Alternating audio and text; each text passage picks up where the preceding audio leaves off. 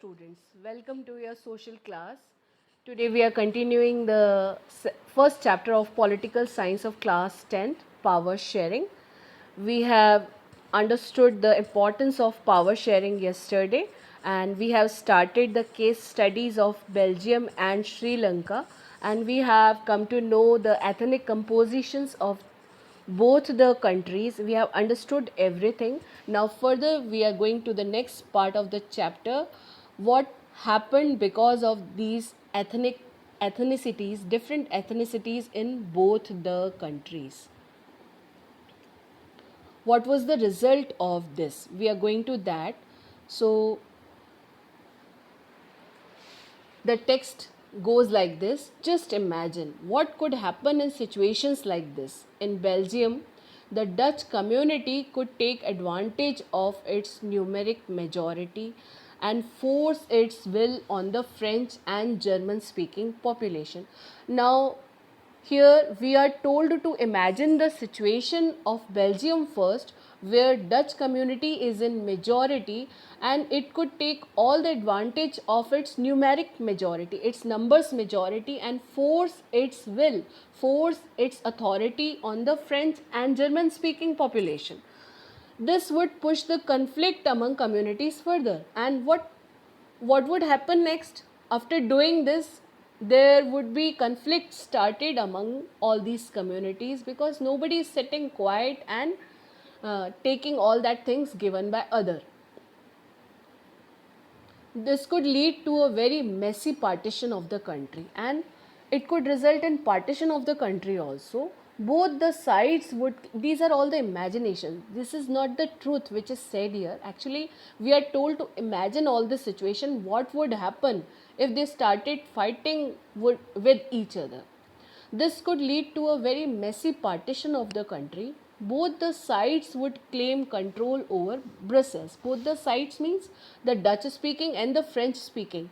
As French speaking were more in Brussels, they could claim to control the Brussels, the capital city of Belgium. And Dutch speaking, as they are more in number in the whole country, they could also claim to control Brussels. In Sri Lanka, the Sinhala community enjoyed an even bigger majority. They were more in number than the Belgian Dutch community. In Belgium, 59% people were Dutch speaking in the whole country, but in Sri Lanka, 74% people were Sinhalese. So they enjoyed an even bigger majority and could impose its will on the entire country. They could also do that as they were major in numbers, they could impose their will on the country's rules. Now let us look at what happened in reality in both these countries. First we are talking about Sri Lanka. Majoritarianism in Sri Lanka. Now what is majoritarianism? As the word suggests, you must have understood the meaning of this word a little. Like majoritarian is who are major in number and who impose their authority over others because of more in number. So this is the definition of majoritarianism, a belief that the majority community should be able to rule a country in which way it wants, by disregarding the wishes and needs of the minority community. So when the majority community ignores the wishes and wants and needs of the minority community, and they try to rule the country in whichever in way they want, that is called majoritarianism, and it is not a right practice. So what happened in Sri Lanka? This practice was followed by the Sinhalese. Sri Lanka emerged as an independent country in 1948. The leaders of the Sinhala community sought to secure dominance over government by virtue of their majority. So as Sinhalese were more in number, they were 74% all over the country. They showed their dominance to work as a government and rule the country.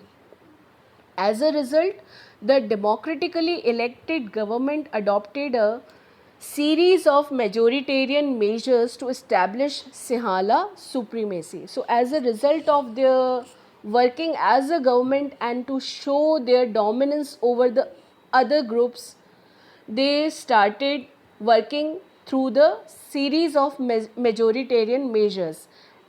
Like in every field of the administration, they showed their majoritarianism. They gave preference to the Sinhala community as they were more in number. In 1956, an act was passed to recognize Sinhala as the only official language. This was the first step taken by them after establishing their government authority. In 1956, Sinhalese passed an act, and according to that act, the only official language was Sinhala in the country, thus disregarding Tamil language. They did not give any kind of importance to Tamil language. And in India, you know what is the system of constitution? 22 official languages are recognized as the administrative or working languages, including Hindi. Hindi is not only given the importance, all other languages are given importance, and in different states of India, the administrative work is done in various languages. Not only Hindi is compulsory for them, but in Sri Lanka the situation was different. Only Sinhala language was given the preference and Tamil was ignored. The governments followed preferential policies. They gave preference to Sinhalese that favored Sinhala applicants only for university positions and government jobs. Only Sinhalese were preferred first, and in case if they are not getting job for some reason or they are not accepting that job, then only the Tamils were given the chance. In the second place, a new constitution stipulated, a new constitution was made, drawn out, that the state shall protect and foster only Buddhism, not any other religion. So only Buddhism was given the preference as religion. Only importance was given to Buddhism, not any other religion like Tamils, Muslims, Christians who were living in the countries since many years. All these government measures coming one after the other. So one after the other, all these kinds of acts were being passed by the Sri Lankan government, Sinhalese government, gradually increased the feeling of alienation among the Sri Lankan Tamils.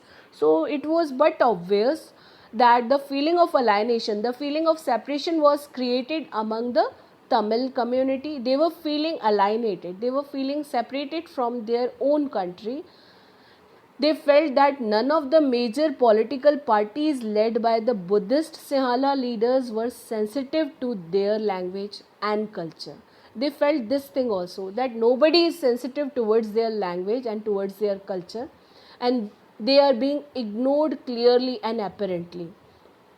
They felt that the constitution and government policies denied them equal political rights. According to the constitution of Sri Lanka also, they were denied equal rights. They were not given equal rights as Sinhalese.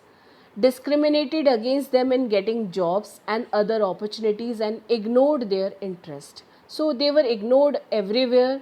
They were discriminated everywhere in getting jobs, in other opportunities, everywhere. And you can imagine your situation if it would be done to you in your country, India.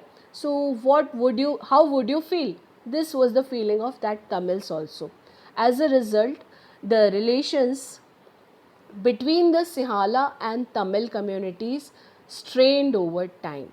So it was the obvious result that as Tamils were not given preference and importance anywhere in their country, the relations between the Sinhala and Tamil community became bitter over the time. The Sri Lankan Tamils launched parties and struggles for the recognition of Tamil as an official language, and this was again the obvious result that Tamil started launching many kind of struggles to get the recognition for their community. So they started struggling for the recognition of Tamil as an official language, as Sinhalese was recognized as the official language, for the regional autonomy also, regional power also.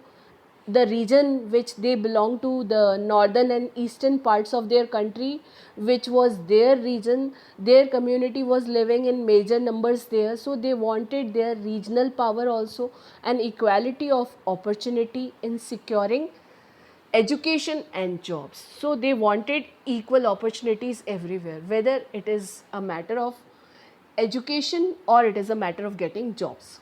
But their demand for more autonomy, more power to provinces populated by Tamils was repeatedly denied, again and again denied by the Sinhalese government. When they demanded for their regional power to be given to them, they were denied by the Sinhalese government.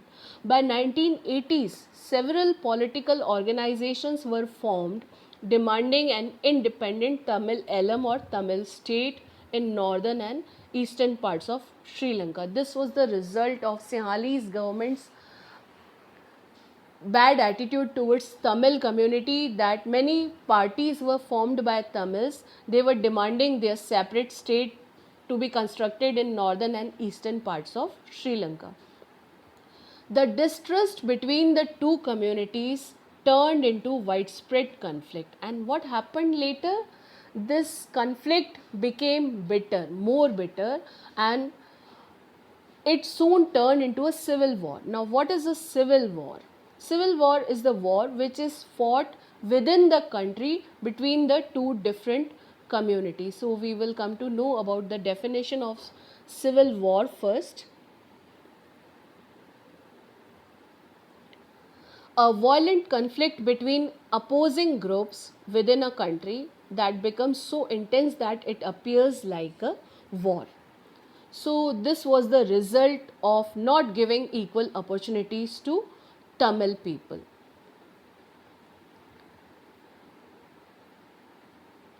As a result, thousands of people of both the communities, not only the Tamil communities, were hurt by this civil war. Equally, the Sinhalese were also hurt in thousands of numbers by this, and they were affected badly by this civil war. As a result, thousands of people of both the communities have been killed. Many families were forced to leave the country as refugees, and many more lost their livelihoods. So this was the result of not taking right decision by the Sinhala community and not giving equal importance to other communities of the country, that they could also not live in peaceful situation in their own country, and their country's peace and prosperity was all snatched from them. Many families were forced to leave the country as refugees, and many more lost their livelihoods. Their economy was also affected as livelihoods were snatched because of the civil war from Sinhalese community as well. You have read chapter 1 of economics textbook class 10th, development they are talking about. We have read the development chapter, and in which we have seen the comparison of Sri Lanka, India, Myanmar, Nepal, and what was the situation of Sri Lanka? Sri Lanka was much better on the first rank than India also in all the situations. About Sri Lanka's excellent record of economic development we have read, its education and health facilities. But the civil war has caused a terrible setback to the social, cultural and economic life of the country. So because of the civil war, they lost everything. Their better economic condition was finished. They got the setback on the social part, on the cultural part and on the economic part of the country, and that is how they faced a big drawback because of the wrong decision, because of not accommodating all the communities of the country equally, and this happened in Sri Lanka finally. Next part is accommodation in Belgium. This part we are going to take in the next part of the chapter the next day. Till then, you repeat and read again the part which we have gone through today, and do practice more. Thank you for listening.